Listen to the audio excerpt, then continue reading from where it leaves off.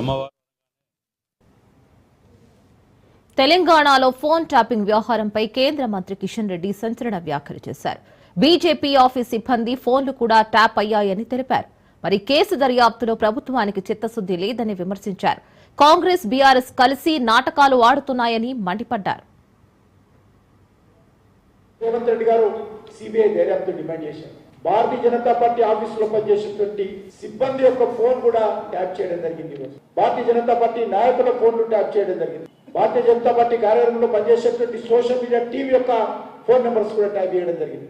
ఈ ప్రభుత్వము హైకోర్టులో చెప్పినట్టు హైకోర్టు యొక్క జడ్జిల ఫోన్లు, వ్యాపారస్తుల ఫోన్లు, సినిమా నటుల ఫోన్లు, ప్రతిపక్ష పార్టీల నాయకులు కార్యకర్తల ఫోన్లు, ఎన్నికైనటువంటి ప్రజాప్రతినిధుల ఫోన్లు కూడా అప్పటి బీఆర్ఎస్ ప్రభుత్వం ట్యాప్ చేస్తే ఇప్పటి వరకు కాంగ్రెస్ పార్టీ ప్రభుత్వము మరి వ్యవహారం చూస్తూ ఉంటే నేను పుట్టినట్టు చేస్తా, నువ్వు ఏడ్చినట్టు చేయన్నట్లుగా ఈరోజు కాంగ్రెస్ పార్టీ బీఆర్ఎస్ పార్టీ వ్యవహారం రెండు కలిసి నాటకాలు ఆడుతా ఉన్నాం.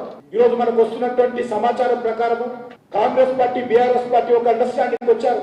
ఈ రాష్ట్రంలో ఏదో రకంగా భారతీయ జనతా పార్టీని అడ్డుకోవాలంటే మరి మనం ఏదో రకంగా నాటకాలు ఆడాలనే విధంగా ఒక అండర్స్టాండింగ్ వచ్చి వాళ్ళు కుట్రలు చేస్తున్న విషయం మనం చూస్తా ఉన్నాం. ఖచ్చితంగా ఈ రెండు పార్టీల యొక్క నిజ స్వరూపం మనం ప్రజల ముందు పెట్టాల్సినటువంటి అవసరం ఉంది.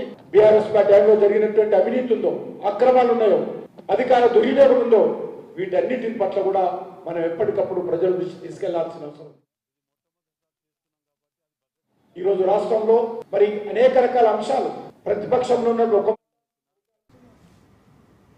ఫోన్ ట్యాపింగ్ కేసులో ప్రభాకర్ రావు సిట్ విచారణ